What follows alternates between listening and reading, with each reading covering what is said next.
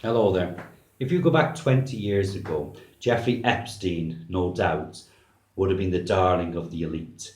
Because with his billions in the bank and his $40 million Manhattan townhouse and his private jets, which came to be known as the Lolita Express, and his secluded private island, all these assets, along with his perverted, twisted mind, put him in a perfect position to be basically the king of the sordid world of the elite. It also put him in a perfect position in which to procure young girls to be used to satisfy the every whim and fantasy of both himself and his elitist friends, among whom there were presidents, one president in particular who went to his secluded island more than 20 times. Among his elitist friends, there were also famous actors and other politicians, and basically a whole bunch of elitist people from all around the globe. So, yes, 20 years ago, Jeffrey would have been king.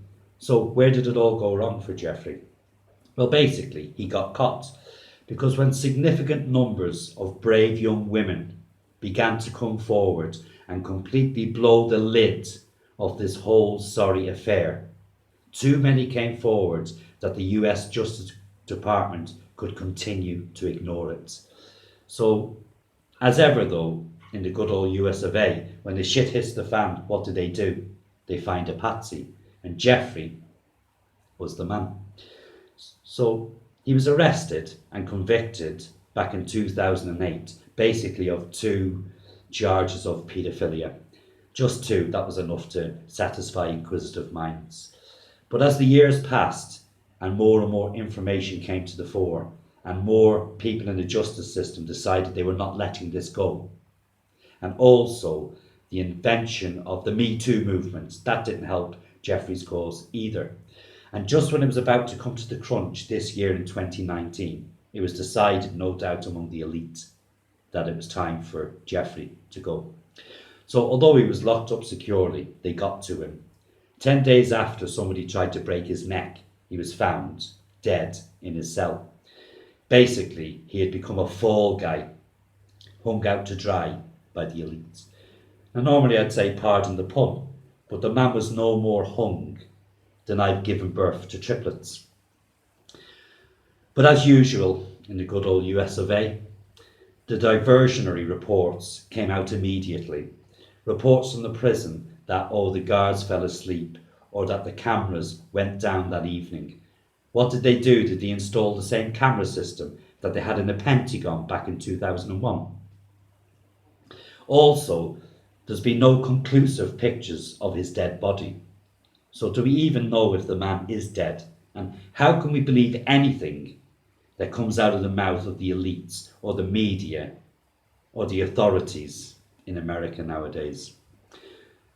But there is one thing that I do believe happened, and it's a rumour that there was a fire at his private island. And I believe this to be true because I could smell the burning video cassettes and the burning little black books all the way over here.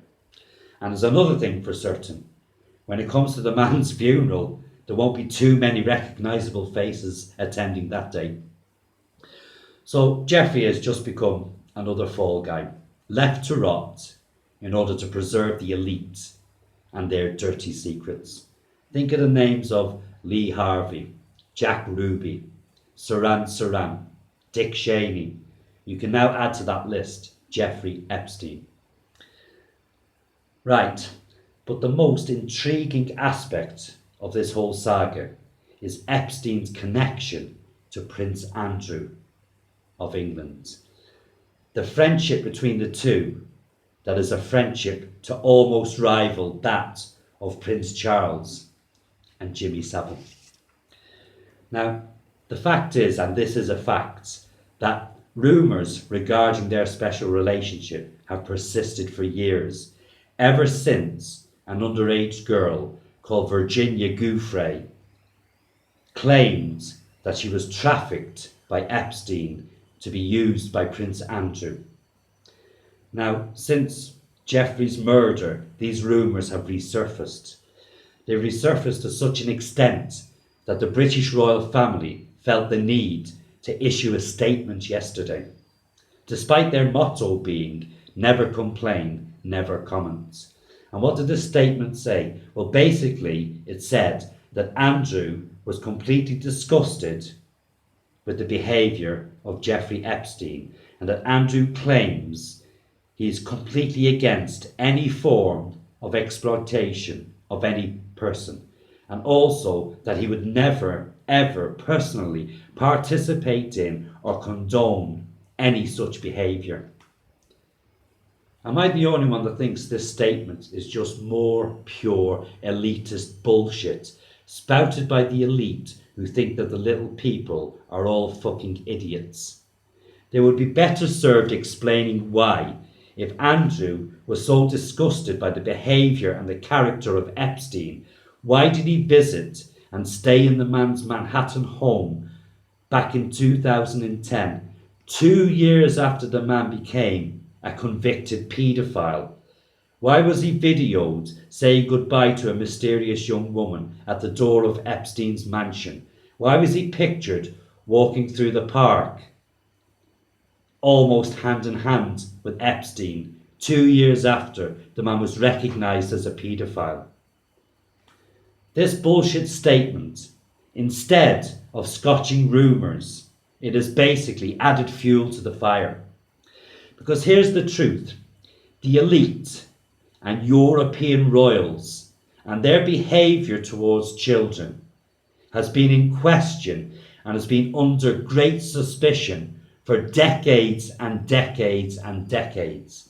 Now, the obvious murder of Epstein and his obvious involvement with Andrew and this blatant attempt to brush and sweep it all under the carpet only increases that suspicion further.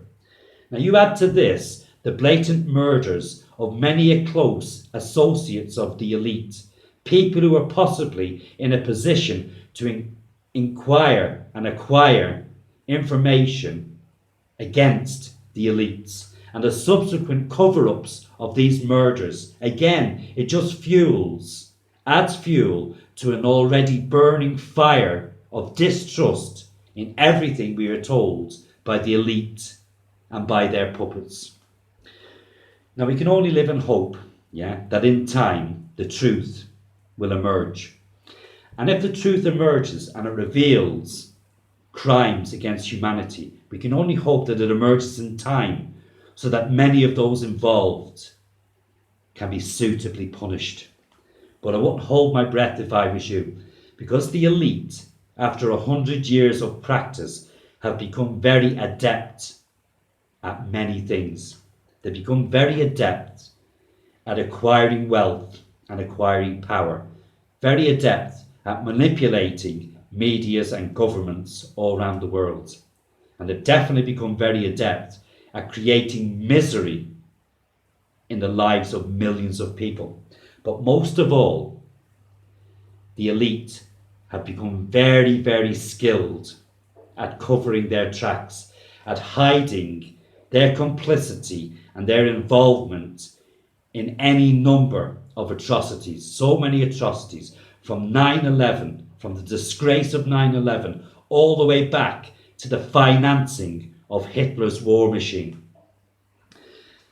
And the elite use their pet dog, the CIA, for global warmongering all over the world, and also to facilitate the assassinations of many of the people seen as a threat to them and to their power.